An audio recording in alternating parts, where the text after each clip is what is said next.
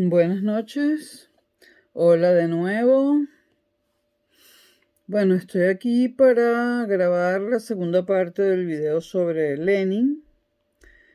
Estamos a domingo 13 de noviembre de 2022, las 21:24, es decir, las 9:24 p.m. Y estamos en la ciudad de Madrid, España. Bueno, ya hace unas horas de madrugada, ¿qué hora dije que era? Ok.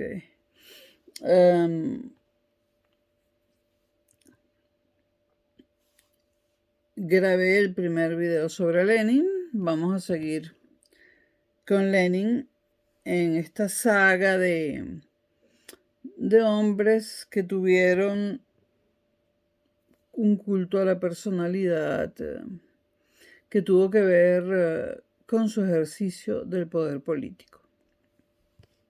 Bueno, en 1917, en febrero, como todos saben, y como ya dijimos en el video anterior, pues Lenin tuvo que regresar o regresó a Rusia, Petrogrado, como se llamaba en ese momento, San Petersburgo. Y bueno, hay crónicas de periodistas que estaban allí en ese momento cubriendo la revolución y de otras personas, ¿no? Estas crónicas nos retratan a Lenin de la siguiente forma. Se dice, estas son crónicas de personas que lo vieron en vida, se dice que tenía un aspecto físico poco cautivador. Aparentemente era calvo en ese momento, fornido, de baja estatura y vestía ropas raídas. Se le veía como un ser absolutamente anodino. Entre esas apreciaciones, algunas son de un periodista que en 1917 estaba cubriendo los hechos que estaban sucediendo en Petrogrado. Muchos observadores que estaban en 1917 allí indican o dicen, estas son opiniones personales de gente que lo conoció y a lo mejor brevemente, o no, a lo mejor durante largo tiempo, dicen que su liderazgo se debía a la pura virtud del intelecto, puesto que físicamente no tenía un aspecto arrollador para convertirse en un gran líder. Entonces su liderazgo, dice un cronista de la época, se debía a la pura virtud del intelecto. Poseía la capacidad de explicar ideas profundas en términos sencillos. Esto es muy bueno para comunicarse con las masas. Tenía una muy aguda inteligencia y la puso al servicio sobre todo de dos cosas. Uno, al servicio de sus soberbias dotes políticas y organizativas, que también las tenía. Y en segundo lugar, puso esta inteligencia al servicio de la capacidad para la manipulación. Cosa importante en un político. Emanaba gran energía y dinamismo, a pesar de su aspecto anodino. Era, y en esto concuerdan muchos observadores, un orador electrizante. Era un polemista de talento y tenía una notable aptitud para el debate agresivo. Había en Lenin también una tremenda fuerza de voluntad y una enorme seguridad en sí mismo que fue fraguando a través de los años. Por otra parte, tenía un temperamento colérico y voluntarista. Era profundamente intolerante y siempre llevaba consigo la omnipresente certeza de tener y llevar siempre la razón. Creía que siempre tenía la razón. También era, faltaba más, prepotente y dogmático. Estos son rasgos de la personalidad de Lenin. Vivía para y por la política, para nada más. Vivía por y para la política. Ninguna otra cosa le importaba en exceso. Y no era fácil trabar amistad con él. Es improbable, por lo menos no hay registros históricos, es improbable que tuviese, aunque fuese, un amigo íntimo, altamente improbable. El séquito de correligionarios que le acompañaban en el liderazgo bolchevique estaría formado por camaradas unidos en pro de una misma causa política, pero no por amigos personales.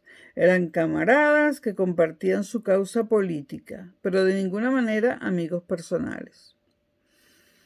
Su pequeño círculo de allegados apenas rebosaba el que integraban su esposa, sus hermanas, su hermano menor y su antigua amante Inesa Armand.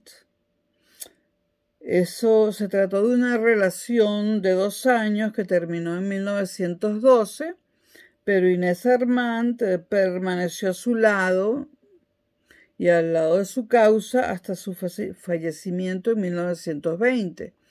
En 1920 muere su examante Inesa Armand.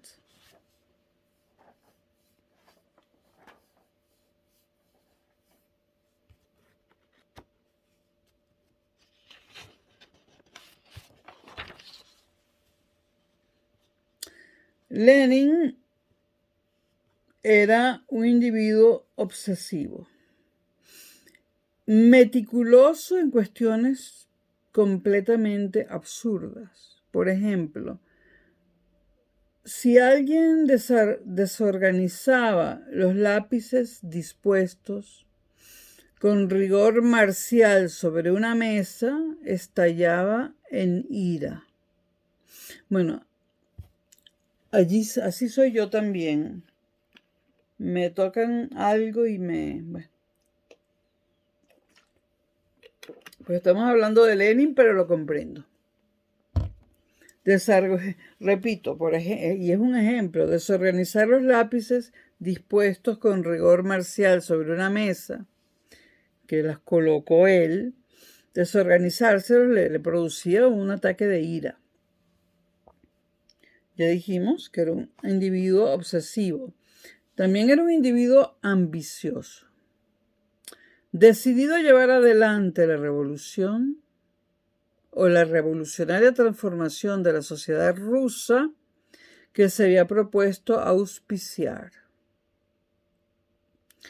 Era intolerante e inflexible con los ideólogos marxistas que se atrevían a exponer puntos de vista contrarios a los de él.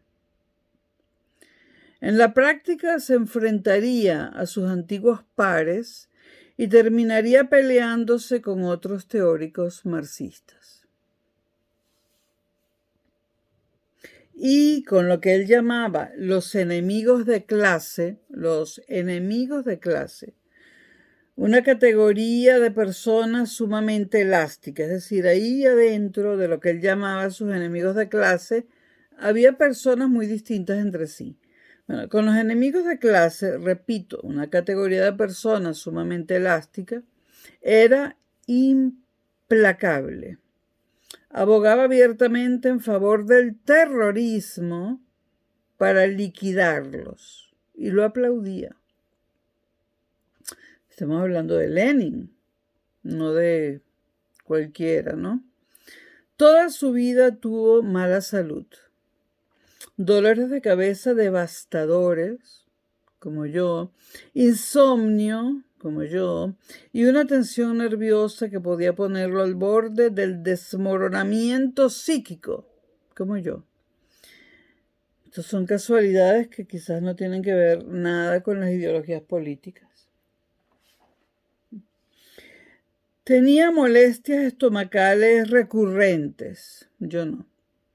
Excesiva o extrema fatiga.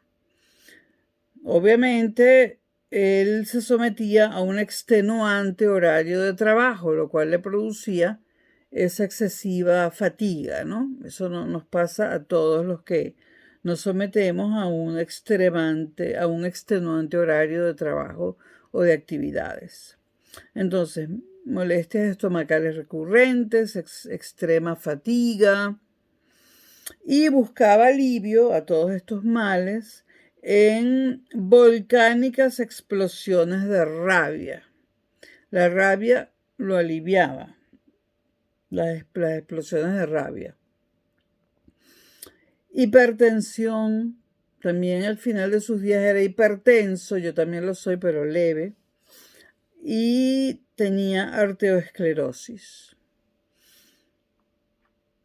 que le producían apoplegias. Esto ya es al final de su vida, que lo llevaron a la tumba en 1924. Nació en el 1870, si no me equivoco, 54 años.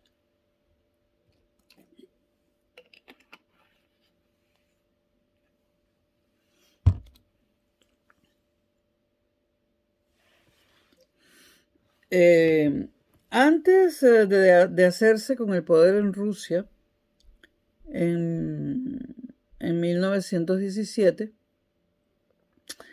siempre había conseguido recuperarse de sus males, sobre todo de los males nerviosos, tomándose largas vacaciones donde solía pasear, nadar y hacer ejercicios físicos, ¿no? Para recuperarse del cuadro nervioso que presentaba y que incluía dolores devastadores de cabeza, insomnio y tensión nerviosa, lo cual le producía problemas psíquicos. Él buscaba alivio y se recuperaba tomándose largas vacaciones. Después de 1917 no pudo permitírselo, porque pasó a ser el líder de Rusia. Tenía la convicción de que moriría joven como su padre. Eso Freud lo llamaba neurosis de destino. Creer que se nace con un destino determinado, etc., ¿no? Fue un hombre marcado por el destino. Neurosis de destino, diría Freud. Quería consumar la revolución antes de morir. No, después de muerto es difícil, ¿no? Después de muerto puede que la termine de consumar otro, pero no él.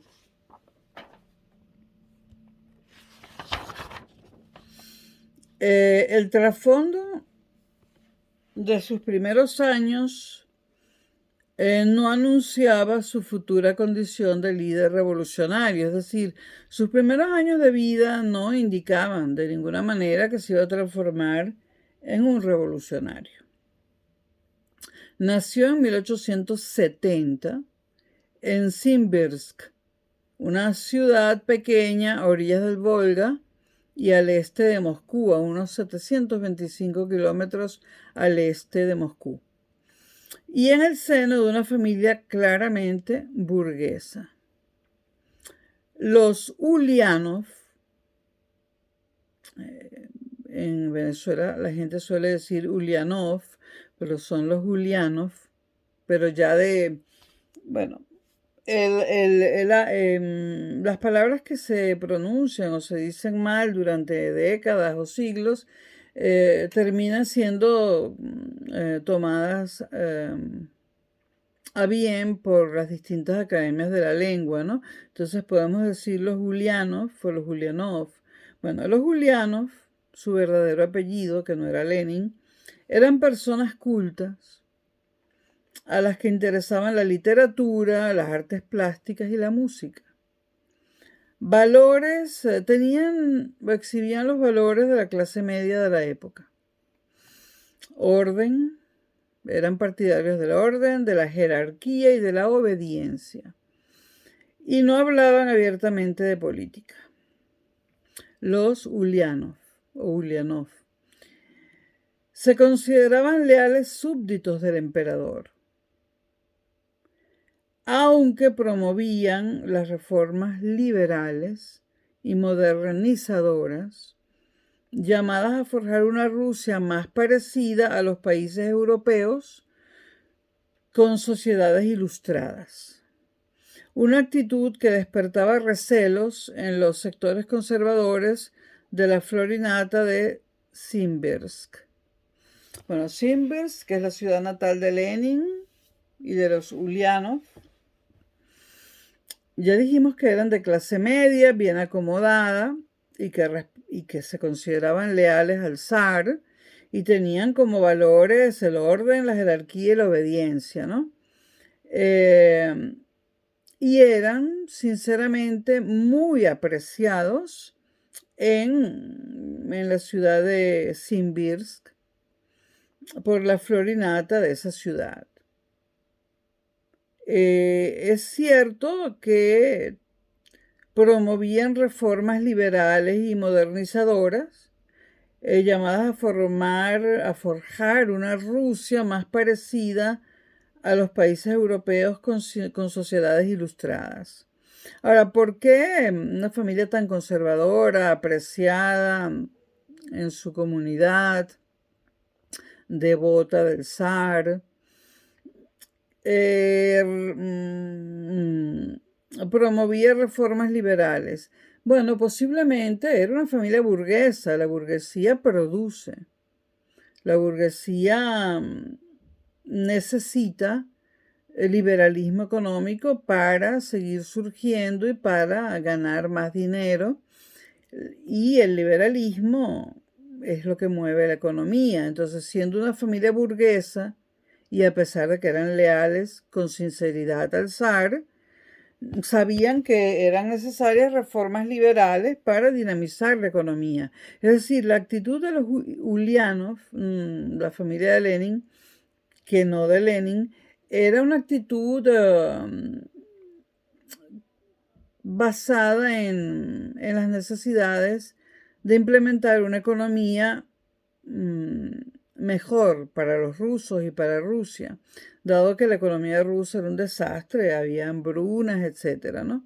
Entonces, por eso promovían las reformas liberales y modernizadoras, ¿no?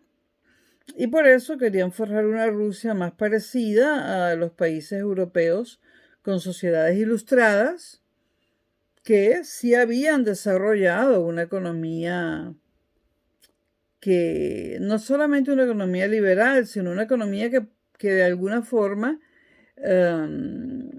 cubría las necesidades de de un amplio porcentaje de la población, cosa que no sucedía en Rusia. Ahora, esto de querer reformas liberales y modernizadoras y parecerse a Europa o a la Europa desarrollada en ese momento, no era una actitud subversiva. Ellos eran adeptos al zar y aunque algunas familias de la ciudad de Simbirsk recelaban, eso de ninguna manera implicaba que desconfiaran de ellos.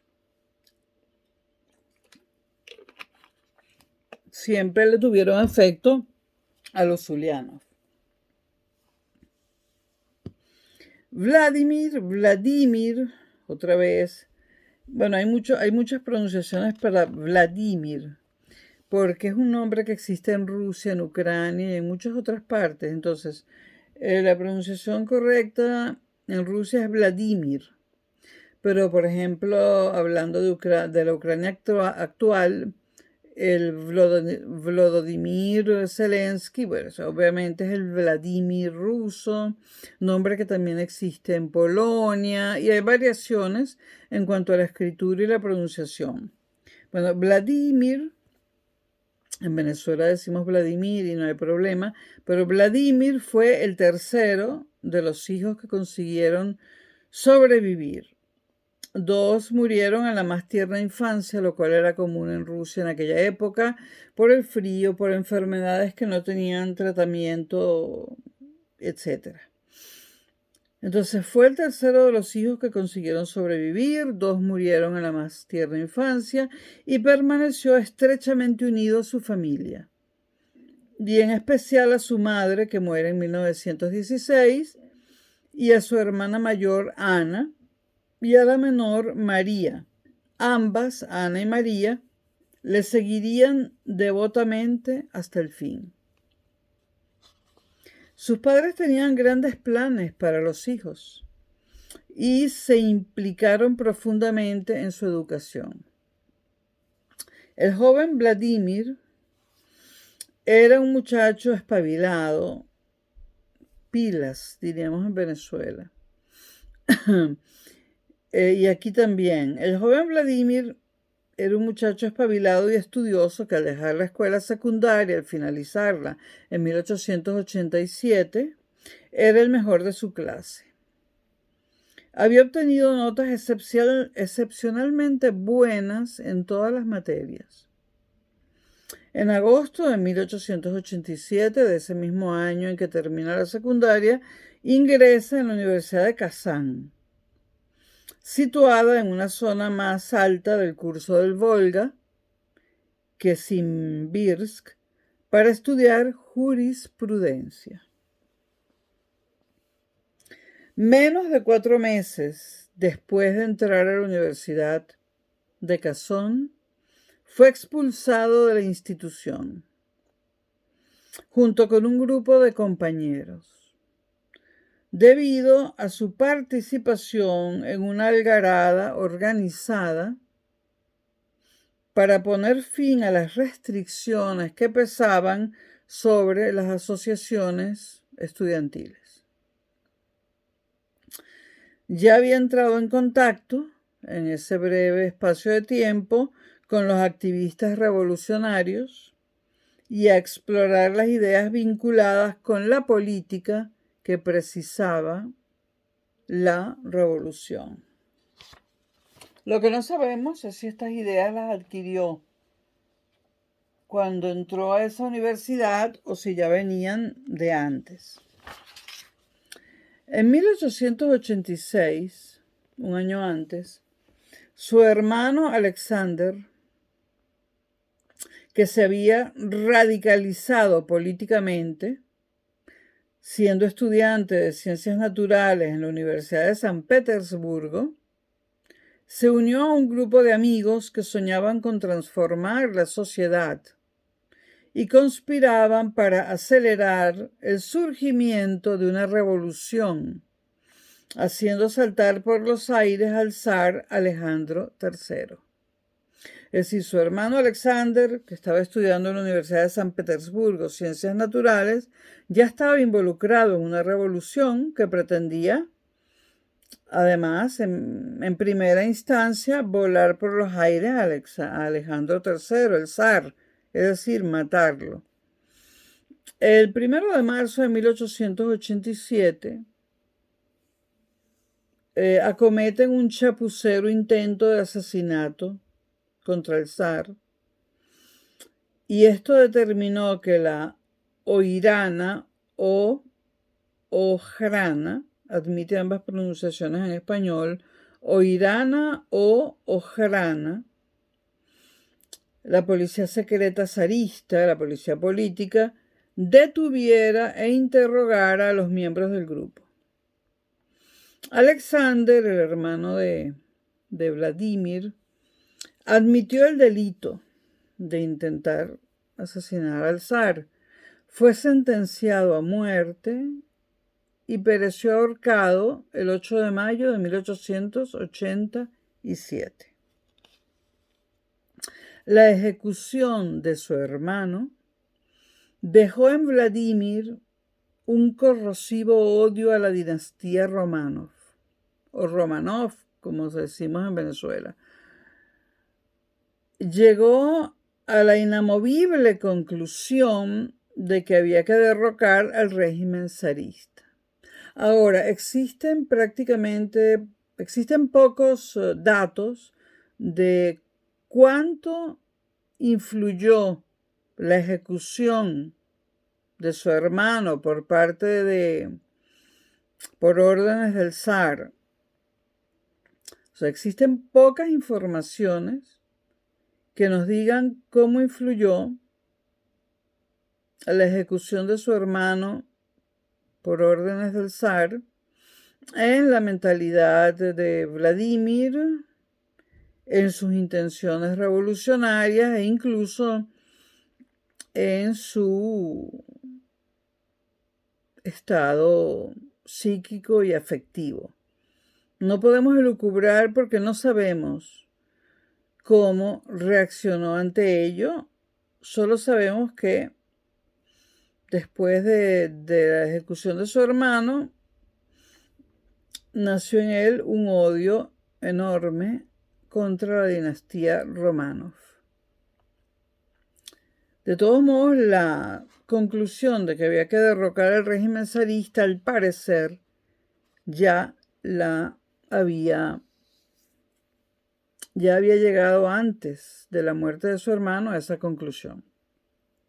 Vladimir no tarda en zambullirse en la literatura subversiva. El compromiso de lealtad a la futura revolución que entonces adquirió iba a consumirlo a lo largo de los 30 años siguientes. O sea, en ese momento él adquiere un compromiso de lealtad a la futura revolución, su revolución. Compromiso que lo consume a lo largo de los 30 años siguientes. Empezó a sumergirse en el pensamiento de Marx y a moverse en los reducidos círculos revolucionarios. En el transcurso de la década de 1890, esta actitud conseguiría que la OIRANA o Ojrana, la policía secreta zarista o policía política, le arrestara y le enviara a un confortable exilio en una agradable región de la Siberia Oriental, donde su futura esposa, Nadezhda Krupskaya, fue a reunirse con él. Nadezhda Krupskaya, su esposa, o su futura esposa, se casaron en 1898 y Nadia, como la llamaban, ya se dedicaba entonces al proyecto revolucionario. Se casó, por lo tanto, con otra revolucionaria.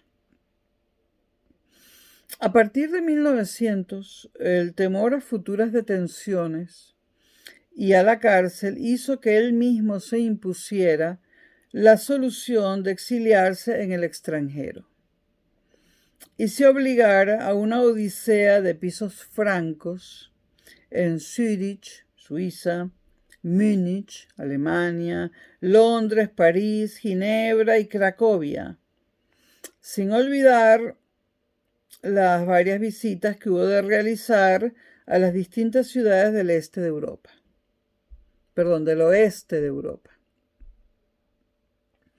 El futuro líder de los trabajadores no tuvo nunca que ganarse la vida con un empleo convencional, cosa que a partir de ese momento se ha visto en muchísimos revolucionarios, ¿no?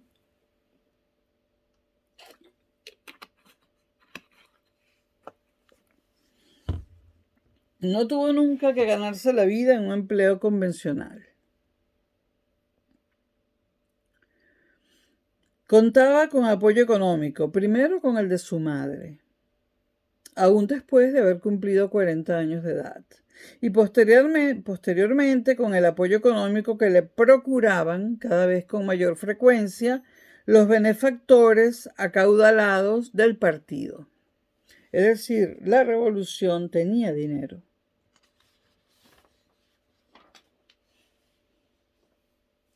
O mejor dicho, tenía financistas. Al final lograron asignarle un salario con los fondos del movimiento bolchevique. Con eso le alcanzaba para mantener un nivel de vida bastante modesto y le permitía concentrarse plenamente, pese a la distancia, en pensar y planear la revolución. La revolución para Rusia la pensó y planificó lejos de Rusia. La personalidad de Lenin adquirió perfil definitivo en los largos años dedicados a escribir, a asistir a mítines y congresos, a intervenir en las disputas políticas, a organizarse y prepararse para ese pulso revolucionario, que sin duda acabaría produciéndose y que sin embargo no tenía forma de provocar. Lenin no tenía forma alguna de provocar la revolución. No tenía forma alguna de ser el detonante. Quería liderarla y la lideró, pero la detonaron otros. Por infructuosa que tantas veces le llegara a parecer su existencia allí en el exilio, escribiendo, lejos de Rusia, lo cierto es que en ese periodo se forjaron las cartas credenciales llamadas a otorgarle plena legitimidad en el futuro. Es decir, allí se forja el hombre que en el futuro exhibe la necesaria legitimidad para convertirse en el líder de la Revolución Rusa. Fue esa época la que él mismo le infundió fuerza y confianza. A medida que fueron evolucionando sus ideas, le confirieron un cierto halo carismático en los círculos de la oposición revolucionaria al régimen zarista, y también esa áurea de líder revolucionario. También aprendió en esos años gran parte de los trucos del oficio revolucionario y del oficio de político, ¿no? Vitales para todo el que se lance a la despiadada competencia por la primacía que se da en la esfera de los entonces sedicentes revolucionarios.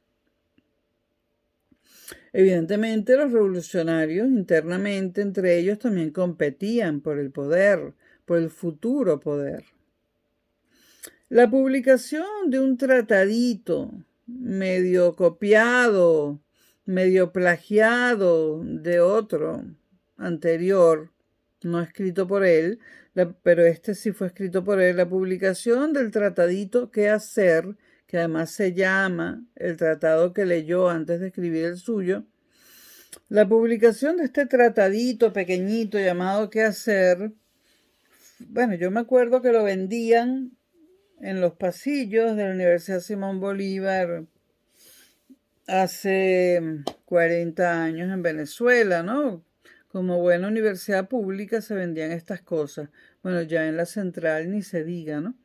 La publicación del tratadito ¿Qué hacer? Fue el primer elemento que le dio a conocer en un radio de acción más amplio. Hasta entonces se le había considerado fundamentalmente un adepto de Georgi Plejanov o Plejanov, como dicen los venezolanos. No sé cómo lo dicen el resto de los latinoamericanos, no sé cómo lo pronuncian los españoles. Hasta entonces se le había considerado fundamentalmente un adepto de Georgi Plejanov, un teórico marxista exiliado en Zúrich y de bastante importancia. Plejanov fue un teórico importante, ¿no? Y todavía hoy en día se lee. Bueno, Plejanov insistía en que en Rusia la revolución no emanaría del campesinado. como habían pretendido los populistas rusos que idealizaban las comunas rurales. Es decir, que Plejánov, al igual que Marx, estaba convencido de que con los campesinos no se podía hacer ninguna revolución, sino con la clase obrera industrial. Por eso querían hacer la revolución en Europa, tanto Marx como Engels, ¿no? En el país rural, que todavía era Rusia, no creía posible Marx que se pudiese hacer una revolución porque no existía una clase obrera, industrial, lo suficientemente organizada para ello. Sin embargo, y Plejánov, a pesar de ser, era un marxista que en este punto estaba de acuerdo con Marx, ¿no? Entonces Plejánov, repito, no creía que la revolución en Rusia pudiera emanar del campesinado, sino de la movilización de la clase trabajadora industrial, que todavía era poca. De hecho, Lenin había dejado Rusia en 1900 para reunirse precisamente con Plejánov en Suiza. Pero sus relaciones no tardarían en agrietarse. Lenin fue un hombre cuyas relaciones personales siempre se agrietaban. Con la obrita que hacer de Lenin, Lenin se alejaba de Plejánov.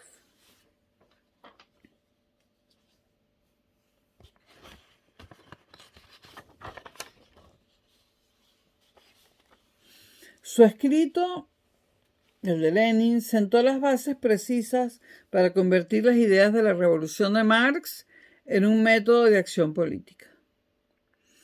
Expuso la necesidad de un partido de naturaleza conspiratoria, organizado, centralizado y formado por revolucionarios entregados, capaces de constituirse en vanguardia y liderar al proletariado en la lucha de clases. Y como haría falta un líder, Lenin aspiraba a ese liderazgo. Además, Lenin no concebía otro líder que no fuera él. Las luchas intestinas, para colmo, horadaban las facciones. El segundo congreso del Partido Obrero Socialdemócrata de Rusia, una formación política revolucionaria que en 1898 defendía un programa marxista, repito, el Partido Obrero Socialdemócrata de Rusia era una formación política revolucionaria que en 1898 defendía un programa marxista. El segundo congreso de dicho partido, celebrado en Londres en 1903, resultó muy doloroso.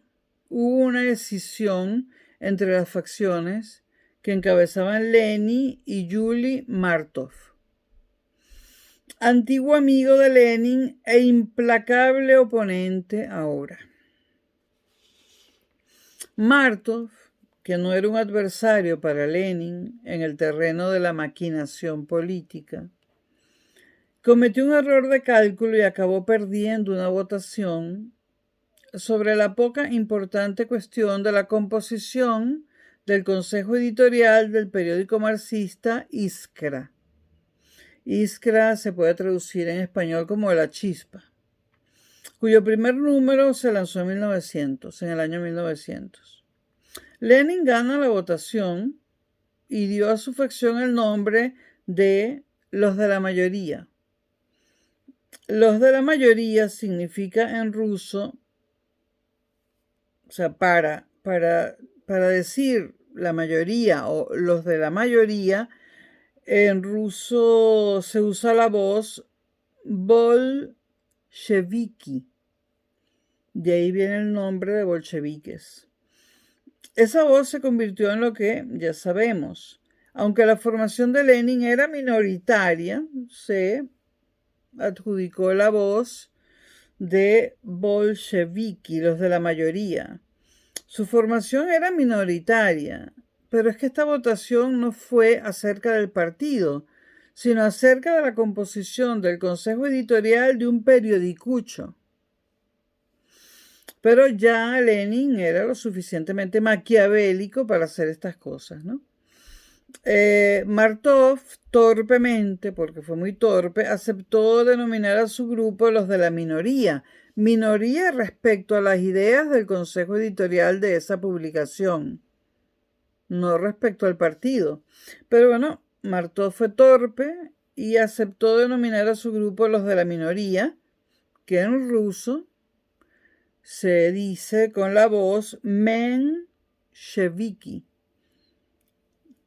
Posteriormente se convirtieron en los mencheviques, asumiendo implícitamente su escasa popularidad. Pero es que la popularidad de Martov era escasa en esa revista, no en el partido, pero cayó en una trampa maquiavélica de Lenin, ¿no? La respuesta de Lenin a la revolución vivida en Rusia en 1905, que él contempló de lejos, consistió en radicalizarse más, en radicalizar más su llama retórica y en exigir la creación de una dictadura democrática, revolucionaria, provisional del proletariado y el campesinado. Repito, Lenin exigía la creación de una dictadura democrática. La palabra democracia en la época moderna se ha usado para cualquier cosa, ¿no? Exigía la creación de una dictadura democrática, revolucionaria, provisional del proletariado y el campesinado, cosa que no incluía Marx, ni Martov, ni Plejanov, que había de contar con el respaldo del terror en cuanto se consumara el derrocamiento de los Romanov. Estaba muy claro, Lenin. Había que crear una dictadura democrática, revolucionaria, provisional, del proletariado y el campesinado. Pero esta dictadura, luego de derrocar a los Romanov o a los Romanov, tenía que contar con el respaldo del terror para mantenerse en el poder. Ya Lenin había aceptado el uso del terror como arma política.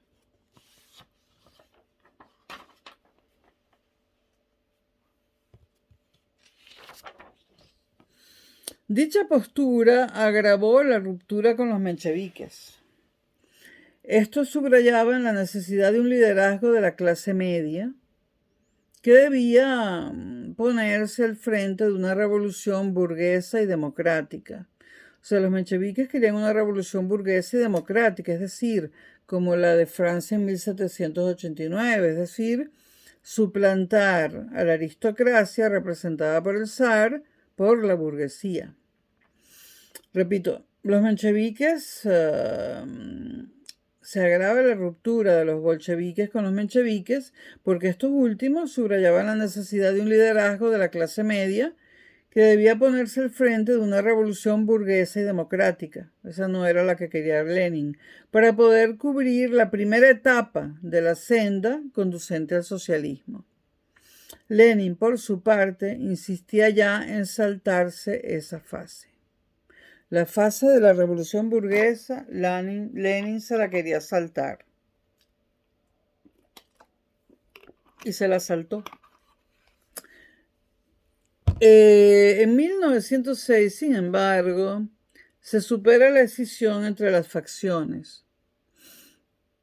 Pero luego hubo nuevas fragmentaciones y en 1912 se da una completa escisión total. Ya las dos facciones se vuelven absolutamente irreconciliables. En la década anterior a la revolución de 1917, los mencheviques contaron con mayores apoyos en el interior de Rusia que los bolcheviques. pero en el extremado e inflexible radicalismo de Lenin, pero el extremado e inflexible radicalismo de Lenin ejerció un poderoso atractivo incluso para miembros de la facción menchevique. Al regresar Lenin a Rusia con 46 años de edad, consumadas ya la Revolución de Febrero y la deposición del zar, qué cómodo le fue todo a Lenin, ¿no? Lenin se encontró de pronto en un país en el que llevaba sin poner el pie prácticamente 2 décadas. Desconocido para la mayor parte de los rusos, los activistas comprometidos con las más radicales formas de revolución, es decir, los miembros del partido bolchevique, lo tenían, sin embargo, por un profeta, un gurú del pensamiento revolucionario y el organizador de un movimiento que había alcanzado el punto de maduración. Seguimos próximamente en el tercer video, no sé cuántos serán, acerca de Vladimir Ilich Ulyanov, alias Lenin. Esto es todo por ahora. Son las 22:10, es decir, las 10:10 p.m. del domingo 13 de noviembre de 2022 en la ciudad de Madrid, España. Nos vemos.